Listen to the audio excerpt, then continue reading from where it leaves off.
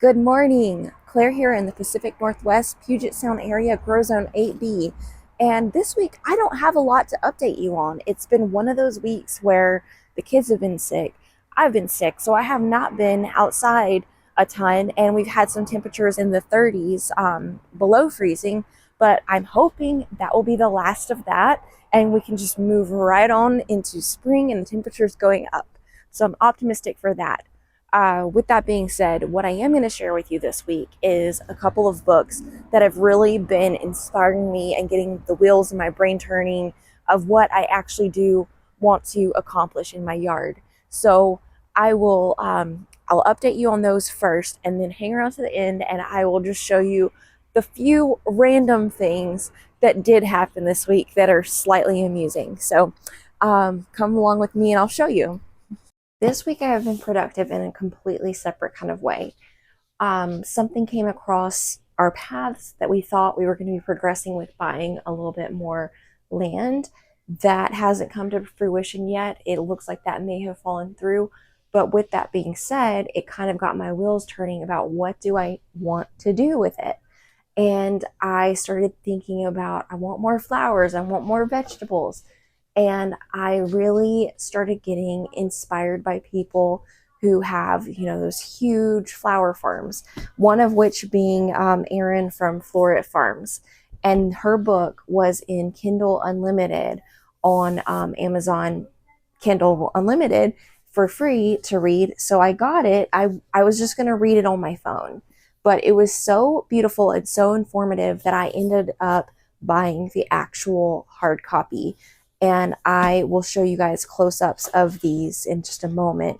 But it just sent me on a rabbit hole of I want to learn more. Here is just a bird's eye view of what I've been reading this week. So I already sort of showed you Erin's book from Floret Farms, Cut Flower Garden. What I found interesting about her is that she goes through so much detail about different varieties of different things that are great for cutting and making bouquets. And she goes through the seasons. So it really gives you some ideas of what you can be planting to create floral projects throughout the year. One thing that I also really loved is that she includes her favorite varieties. Here's the daffodils. And I loved what she said she found intriguing by them. And I loved just kind of having a narrowed down version of what she found to be inspiring for herself, because you can get really overwhelmed if you go on, websites and look at everything that's available. So it's a good place to start, just so that you'll have some beautiful things that have been tried and true by somebody else. The next book that I have been loving is the Cut Flower Handbook by Lisa Mason Ziegler. I found her on Instagram, and this is flower cutting for dummies. I feel like it is so informative in the way that my brain needs it to be, because I'm very ADD and I need to see a very visual, very succinct breakdown of what I should and shouldn't be doing. And for instance, how to pinch a flower, when you read that, I don't know what that means, but she shows exactly what that would look like. And that was kind of groundbreaking for me. I love that she really breaks things down kind of almost scientifically about what can happen with flowers, and she also gives, good varieties of things, and, very specific instructions. So I highly recommend her book. It's very educational. The next book that I recommend is Growing Flowers by Niki Irving from Flourish Flower Farm. And what I like about this specific book is it's very basic. Some of the same information is, of course, in those other books that I showed you. But I don't know if maybe you're like me, and hearing information from different voices, it will resonate. Different information will resonate differently, written and read a different way, if that makes sense. So it's some of the same information, but it's beautiful to look at. It's easy to follow along. It's just very cut and dry. And of course, there's beautiful floral arrangement advice, because that's why I want cut flowers, of course, is to make beautiful arrangements. And the next book is From Seed to Bloom by Milli Proust. And I just found the photography of this book really beautiful because it's kind of got this like dark, moody vibe to it, and the colors just really pop. And I think her arrangements are very unique and lovely.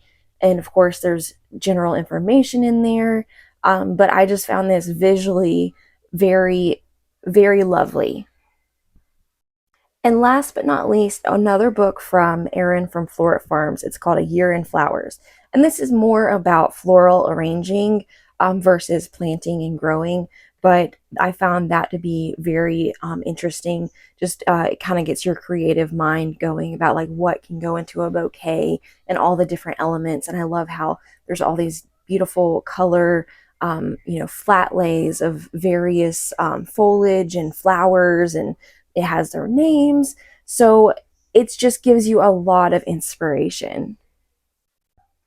So that is the summary of what I have really been obsessing over this week while I wait for, my flowers to sprout, and I still have a lot of seeds that I need to start. And in fact, these books made me purchase quite a few more varieties of things in different colors than I had planned because I just got so inspired. So be careful with this. This might not be good for your pocketbook, but it is certainly beautiful to look at. I had to share with you guys our first fully open daffodil. And we have some other ones that are teasing us that they're going to come open. This one is open as well, but it could get fuller. But it's on its way, as well as this one and this one. And these, I'm not sure what this specific thing is that's coming up, but we have some more daffodils back there, and I see some tulips starting to sprout. So that's so exciting. Y'all, I finally changed out the pumpkin mat, and we got to see a couple of creatures this week. We got to see some duckies, and look closely at this guy's wings when he gets up here.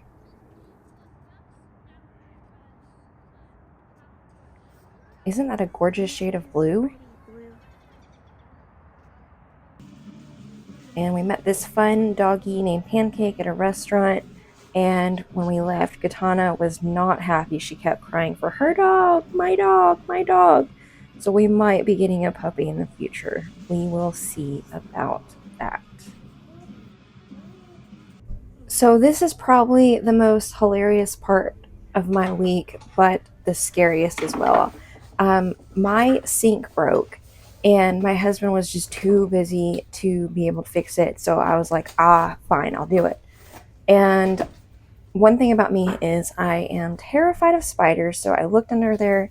There was quite a few spiders up under the sink, right where I needed to stick my hands. So I needed some gloves. And then I decided to get under there, and I was going to see what was up. And I kind of poked it with a screwdriver to see if it was alive.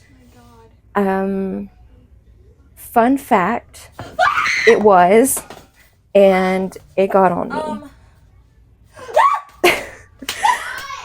And it took like 3 days later. I had to order some parts because our sink area is like 1,000,000 years old. So I don't know if you can hear the deep sigh from my husband. I did something wrong. And yes, it was loose, but I was left with no choice but to try to figure it out myself. So he got under there. He did it correctly, but I set him up for success, let me tell you. Before you go, I have to show you our really full, beautiful cherry tree, and hopefully it'll be sunshiny next week and I can show it to you in all its glory. Thanks for sticking around and checking out my favorite reads. If you have a garden book that has really inspired you and blessed you and really pushed you to want to do more or go a different direction, let me know what that is. I love reading new books. You guys have a wonderful week, and I'll see y'all next Sunday.